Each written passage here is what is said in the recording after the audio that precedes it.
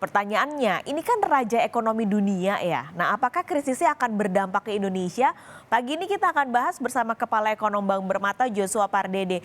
Mas Joshua, halo selamat pagi. Selamat pagi, Paskalis. Oke, ini kalau bicara Amerika Serikat sebagai raja ekonomi, sekarang katanya nggak bisa bayar utang. Tapi kondisinya, meskipun krisis terjadi beberapa kali, Amerika nggak pernah nggak bisa bayar utang. Semuanya selalu bisa dibayar. Bagaimana dengan kali ini, Mas? Ya, jadi memang kalau kita lihat permasalahan ini kan terjadi sudah beberapa kali. Terakhir mungkin sebelum pandemi ya 2019, pada saat terjadi deadlock juga di parlemen antara Kongres Republikan dengan Demokrat. Ini juga terjadi dua sisi ya, di mana satu sisi di Republikan menginginkan adanya pemotongan belanja ataupun anggaran, tapi di sisi lainnya dari sisi Demokratnya cenderung tetap kekeh untuk mempertahankan belanja yang dianggarkan oleh pemerintahan saat itu. Dan sebenarnya kalau kita lihat terakhir 2019 terjadi sebelum terjadi adanya risiko default ataupun gagal bayar, itu biasanya akan terjadi namanya government shutdown. Jadi karena tadi tidak ada cash, jadi pembayaran untuk aktivitas kegiatan rutin, belanja rutin dari pemerintah ini jadi terganggu sehingga tidak ada aktivitas pemerintahan ya, terjadinya government shutdown.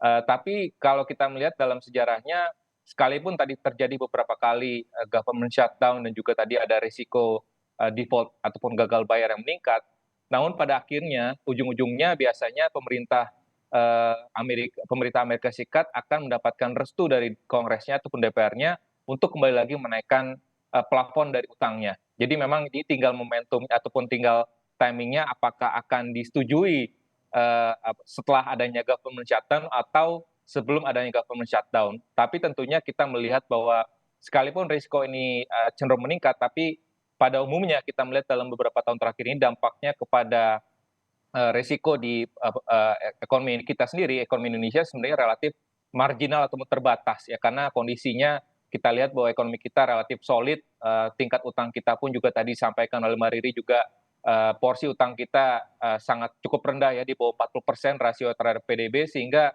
dampak transmisinya kepada ekonomi kita relatif terbatas.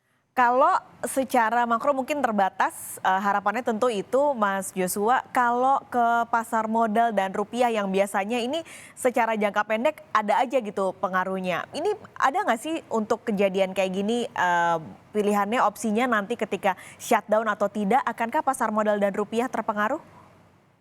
Iya, kalau kita lihat tadi di 2019 terakhir ya, itu pada saat government shutdown di US, Hmm? kondisinya justru malah berbalik ya, rupiah cenderung menguat dan juga yield obligasi pemerintah Indonesia Sun kita pun juga cenderung turun. Jadi kita melihat bahwa karena tadi bahwa pelaku pasar ataupun investor sudah memperkirakan sebelumnya bahwa akan ada solusi pada akhirnya gitu. Jadi sehingga tidak terjadi kepanikan yang berarti. Nah, ini kalau sekalipun nanti pada akhirnya Kongres pun juga menyetujui adanya kenaikan dari plafon utang dari pemerintah Amerika Serikat, tentunya perlu ada beberapa antisipasi ya, karena tentunya pada saat terjadinya government shutdown tentunya pasti ada temporer ya, sangat temporer dampaknya kepada risiko sentimen di pasar keuangan negara berkembang, dan juga pada akhirnya akan berdampak kepada mata uang di negara-negara berkembang.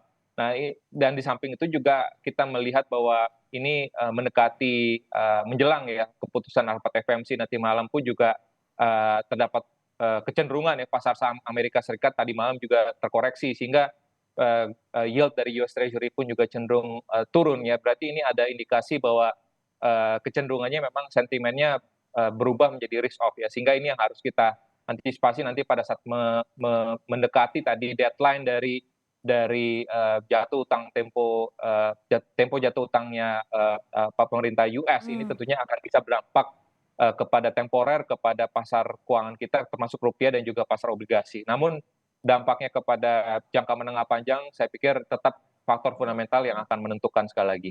Oke, tapi ini, mungkin harus jadi, apa ya, pembelajaran atau mungkin catatan. Ada nggak sih Mas yang bisa dilihat, Indonesia begitu? Karena sebenarnya Indonesia kan sudah sepakat dengan beberapa negara atau 5 negara kita hitung dedolarisasi, melepaskan ketergantungan dari dolar. Nah, ini adakah catatan untuk Indonesia kalau kita sangkutkan dengan apa yang terjadi di Amerika Serikat?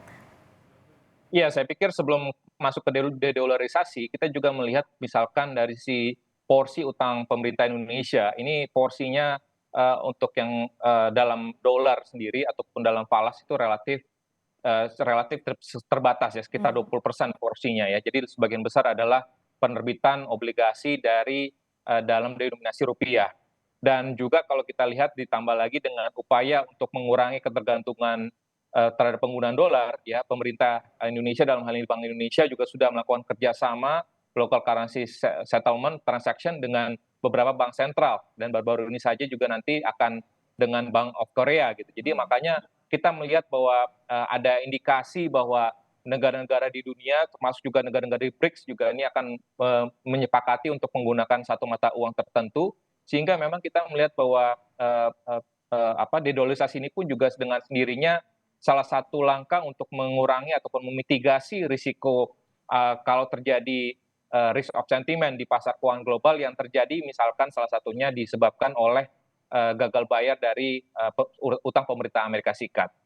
Oke. Ini catatan tentunya harapannya tidak terjadi gonjang-ganjing yang begitu besar dari Amerika dan berdampak ke ekonomi negara-negara berkembang termasuk Indonesia. Mas Joshua, terima kasih sudah berbagi informasi Terima kasih, pagi Mbak ini di Nining. Kompas Bisnis. Sehat selalu, Mas.